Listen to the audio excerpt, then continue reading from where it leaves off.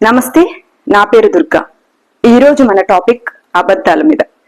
ఇప్పుడున్న social life లో అబద్ధాలు చెప్పడం మామూలే. కానీ ఎవరైనా అబద్ధాలు చెప్తున్నారా, నిజాలు చెప్తున్నారా అనేది మనం ఎలా గుర్తించాలి? నిజానికి అబద్ధం చెప్పేవాడిని గుర్తించడానికి పెద్ద నైపుణ్యం అక్కర్లేదు. అయితే అబద్ధాలని గుర్తించడానికి కొన్ని చిన్న చిన్న చిట్కాలు ఉన్నాయి. కొందరు ఒకరిని హర్ట్ చేయకోకుండా ఉండడం కోసం కూడా సత్యాన్ని మార్చేయొచ్చు. ఎదుటివారు మనల్ని మాటలతో లేదా చర్యలతో, వాళ్ళ ప్రవర్తనలతో అన్ని నిజాలే చెప్పినా కొన్నిసార్లు మనం సహించం, అంటే దాన్ని రిసీవ్ చేసుకోవడానికి రెడీగా ఉండదు. అయితే వాళ్ళు చెప్పేది అబద్ధమా నిజమా అని మనం గుర్తించడం కూడా ఒక కళ. మీరు చేసే సంభాషణలో మీరు మాట్లాడుతున్న వ్యక్తి మీ గురించి, మీ నిర్ణయాల గురించి అసలు నిజంగా ఏమనుకుంటున్నాడో అడిగి చూడండి. అది వింటే మీరు భరించలేరు. మనకు తెలిసిన వ్యక్తి సపోజ్ మన ఎదురుగా ఉండే అతని హెయిర్ స్టైల్ బట్టలు ఏదో ఒకటి నచ్చకపోతే నచ్చలేదని మనం మొహం మీద చెప్పలేం. ఈ విషయం వాళ్ళకి చెప్పడానికి మనం సాహసించం కూడా. 100% నిజాయితీగా ఉండడం వల్ల మంచి కంటే చెడే ఎక్కువ ఎదురవుతుందని కొన్ని సర్వేలు చెప్తున్నాయి. అయితే మనం కూడా అబద్ధాలు ఆడతామా అంటే ఖచ్చితంగా అవుననే చెప్పాలి. కొన్నిసార్లు అబద్ధం చెప్పడం వల్లే సామాజిక బంధాలు కొనసాగుతాయి. ప్రపంచం కాస్తైనా శాంతియుతంగా ఉంది అంటే మీ చుట్టూ ఉన్న ప్రపంచంలో 3/4 మంది అబద్ధాలు చెప్తున్నారు. ఇది నేను చెప్పింది కాదు, కొన్ని సర్వేలే చెప్తున్నాయి. అబద్ధాలు చెప్పారా మీరంటే 5% పీపుల్ మేము అసలు ఎప్పుడు అబద్ధం చెప్పలేదని చెప్పారు. దీని అర్థం ఏంటి? సర్వే వాళ్ళకు కూడా నిజం చెప్పలేదు అని.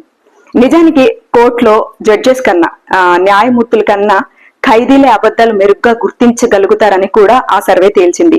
అంటే మోసాన్ని గుర్తించడంలో మనకు చక్కటి నైపుణ్యం ఉందని భావిస్తాం. కానీ ఒక 2 వ్యక్తుల్ని ప్రయోగశాలలో పంపించి వీడియోస్, కెమెరాస్ అరేంజ్ చేసి ఇక్కడ ఖైదీని కూర్చోబెట్టి వాళ్ళు నిజం చెప్తున్నారా అబద్ధం చెప్తున్నారా కనిపెట్టమని అడిగితే కొంతమంది ఇంటెలెక్చువల్స్ అందరూ 50% మంది మాత్రమే సరైన సమాధానం ఇచ్చారంట. అంటే పోలీసులు, న్యాయవాదులు, న్యాయమూర్తుల విషయాల్లో కూడా ఇలాగే జరిగింది. మనం అబద్ధాలు చెప్పడంలో వెనుకబడి ఉండడానికి కారణం మనం దృశ్య జీవులం కావడమే.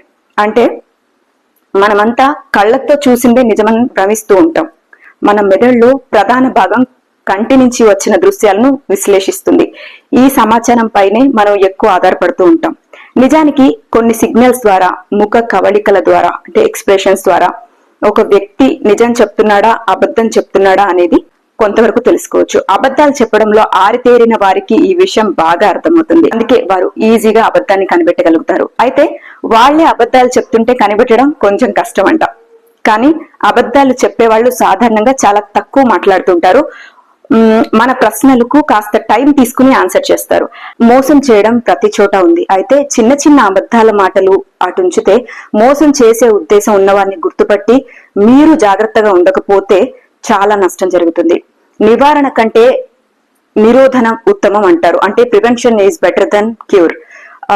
ఆరోగ్యం బాగుండాలంటే కొన్ని జాగ్రత్తలు తీసుకున్నట్టే మోసపోకుండా ఉండాలంటే నివారించే చర్యలు తీసుకోవడం కూడా చాలా అవసరం. ఎవరైనా చెప్పినా గురువులు, పెద్ద స్థాయిలో ఉన్న వాళ్ళు, అంటే బాబాలు అనుకోవచ్చు, లేకపోతే మేము పెద్దలమని చెప్తూ వాళ్ళకి తోచింది మన బుర్రల్లో రుద్దుతూ ఉంటారు. మీరే ఆ విషయాన్ని విచక్షణతో ఆలోచించి నిర్ణయాలు తీసుకోవాలి. అన్నిటికీ తలోపడం కాకుండా తిరిగి ప్రశ్నించడం కూడా తెలియాలి. ఏ మాత్రం అనుమానం అనిపించినా కొన్ని డీల్స్ కుదుర్చుకోకపోవడమే మంచిది. కష్టం వచ్చాక పోలీస్ స్టేషన్, కోర్టులు, ఈ అడ్వకేట్స్ చుట్టూ తిరిగే కంటే ముందు మీరే జాగ్రత్తలు పాటించడం వల్ల చాలా మోసాల నుంచి మిమ్మల్ని మీరే రక్షించుకోవచ్చు. ఇంకో కొత్త వీడియోతో మళ్ళీ కలుస్తాను.